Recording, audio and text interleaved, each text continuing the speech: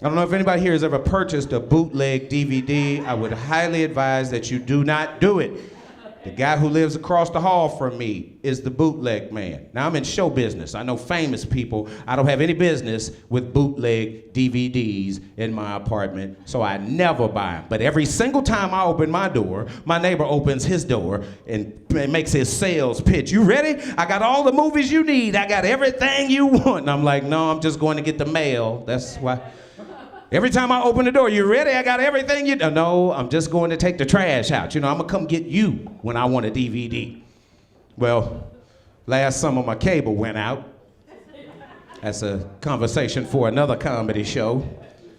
So I purchased a DVD. Now, if you've ever purchased a DVD from the bootleg man, his big deal is the quality. The quality on that film is good. That looks just like the movie at the theater. Look, the people at home watching this, you can't tell, but people in the crowd are like, yep, they sure do. They try to sell you on how good it looks. So when I finally get it, I look at it, it looks just like he said. It looks like $1 million, but it's in Japanese. Now every time I open my door, he opens his door, but now I need a refund. I can't find him. Sometimes I open the door, close it back, and open it again just to see if he's sneaking around on me. Finally, 6 months later, I catch him. He says, how was the movie? I know the quality looked good. I said, you're absolutely right. It looked really good, but I'm gonna need a refund because it was in Japanese. Listen, he told me he could not refund me, but for $3, he could get me 2 Rosetta Stone. Okay, for the people watching on television, everybody here didn't get it, but for those of you who did, konnichiwa. Everybody's hustling. Now, I read this. This is a fact-based joke. I got this where I get all of my news. I believe it happens to be the #1 news source in America. Not Fox or MSNBC or World Star Hip Hop is where I get my news from. And if anybody who's been on the site, you will have seen this. This is a fact that a man was given 15 years in the penitentiary because he tricked his girlfriend into taking the abortion pill. And I thought to myself, that's dirty. Well, that's better than the 18 years he was facing. Kids, that's a life sentence. I know 174 men with children. You know, you can judge that kind of stuff now looking at your social media. I have 174 male friends with children. I have 173 friends with child support issues. Horrific. I'm talking about big muscular workout guy just crying on the steps of the courthouse. Good, 6,000. One guy has a baby with no child support issues. Listen to this. A good friend of mine had a baby with an African girl. The relationship did not work out. Do y'all know she took that baby back to Africa? But he's not concerned about it because the child support payments aren't but 19 cents a day.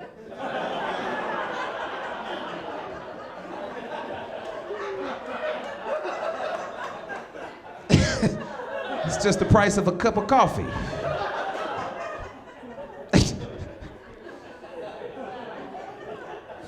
I watched a documentary on the city of Detroit, and you can see this too, it's on YouTube. It's called Murder City. And Murder City is a play on the word Motor City, right? But it's called Murder City because since 1972, Detroit has either been first or second on the murder capital of the United States list. Now, they didn't make #1 this year, but they did make the playoffs. They lost to Chicago in the Eastern Conference Finals. Okay, y'all don't like murder? All right. Buddy of mine one time gave me this girl's phone number, said she wanted to meet me, and I called her reluctantly. I didn't want to do that, you know. But I did, and it turns out we had great conversations, so we made plans to go out, and then we did, and then I saw her.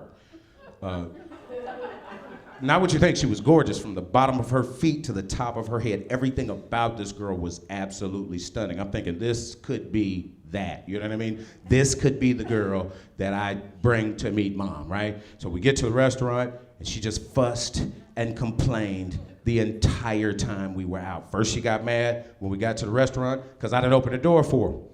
And she got mad when we got ready to sit down to eat because I didn't pull her chair out for her. And then finally, she just blew up when she found out that I didn't have enough money to pay for the check.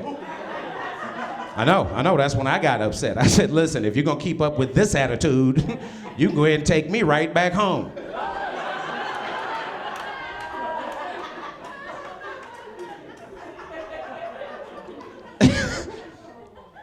I just was traveling, staying with some family, and I really enjoy staying with family, except what I don't like about staying at other people's house is bathing.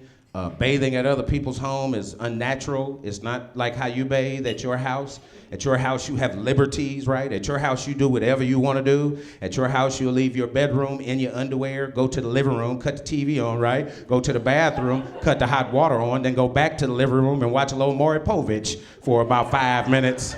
Right, I'm gonna see whose baby this is first before I get in the tub. You can't do that kind of stuff at somebody else's house. You got to handle all your naked business in the bathroom at one time. You got to take off your hat, your jacket, your jeans, your boots. It's too much work. And then you finally get in somebody else's shower, no matter how small your shower is. You ever notice other people's shower is way smaller?